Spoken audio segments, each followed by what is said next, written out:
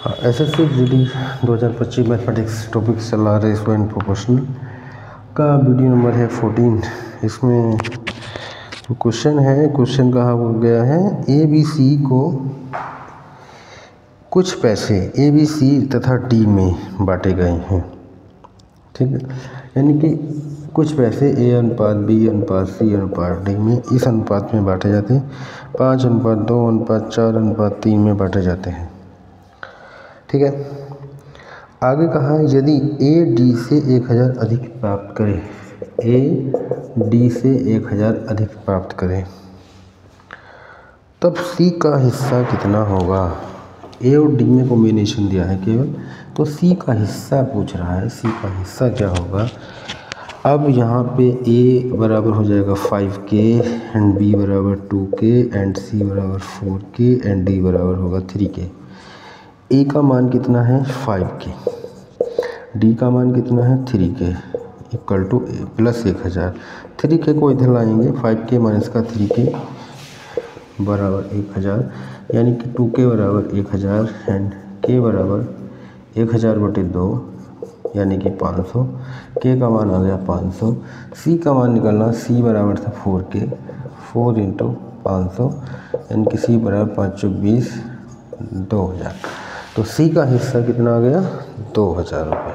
ठीक है ना, टोटल पूछा नहीं है, केवल ये पूछा था सी का हिस्सा कितना होगा। एक कंडीशन दिया था, उसी से हमें अगली कंडीशंस फाइंड करनी थी। ठीक है, अगला क्वेश्चन है क्वेश्चन नंबर 2। इसमें कहा है द सम ऑफ 713, यानी कि 713 को ए बी सी में बांटा जाता है। ए प्लस बी प्लस सी बराबर 713। 713 रुपये को ए बी सी में बांटा जाता है। इनका अनुपात ए अनुपात बी अनुपात सी दिया है 1/2 अनुपात 2/3 अनुपात 3/4 में विभाजित किया जाए तो सी का मान क्या होगा। सी का मान इसमें बताना है, यानी कि सी का मान यहाँ पे कितना हो जाएगा। ठीक है, सी का मान बता के चलना है, सी का मान कितना होगा। क्या करेंगे, ए बी सी का अनुपात दिया है, इनको बराबर कर लेंगे, यानी कि लघुत्तम के टर्म बना लेते हैं।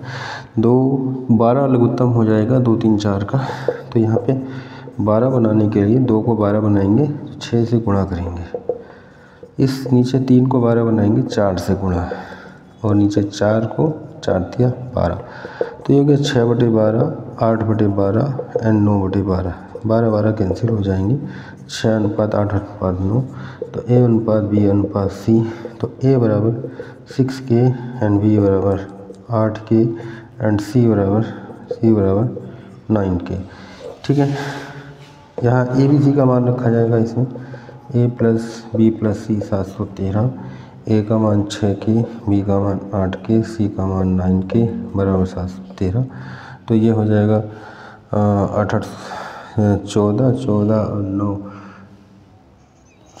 ठीक है, 14 6 20 और 3 23 23k बराबर 713 एंड के बराबर 713/23, यानी कि 713 को 23 से डिवाइडिंग करना है और सी का हिस्सा हमें बता देना है।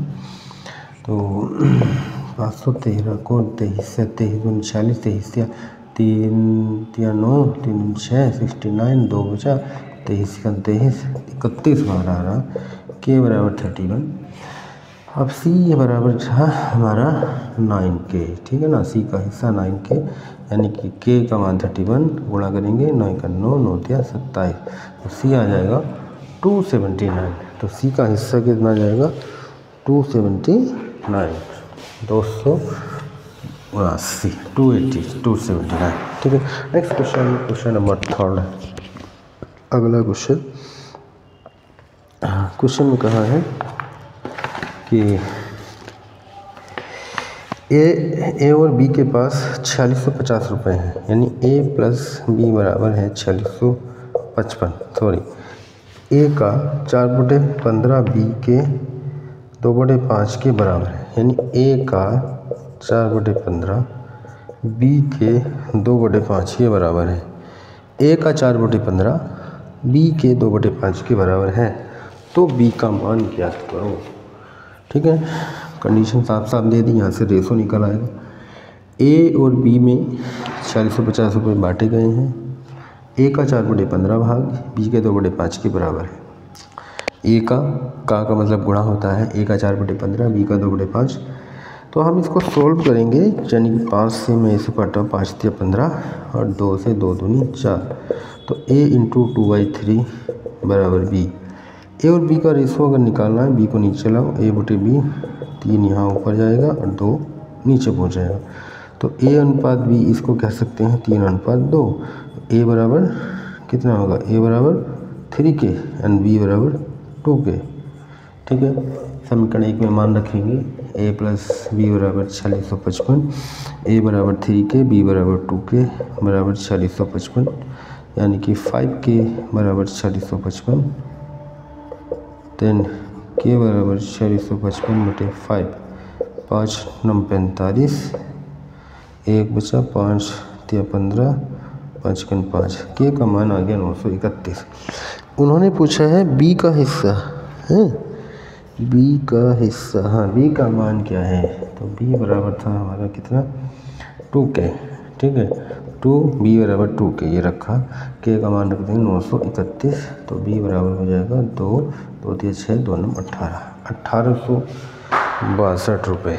b बराबर आ गया 1862।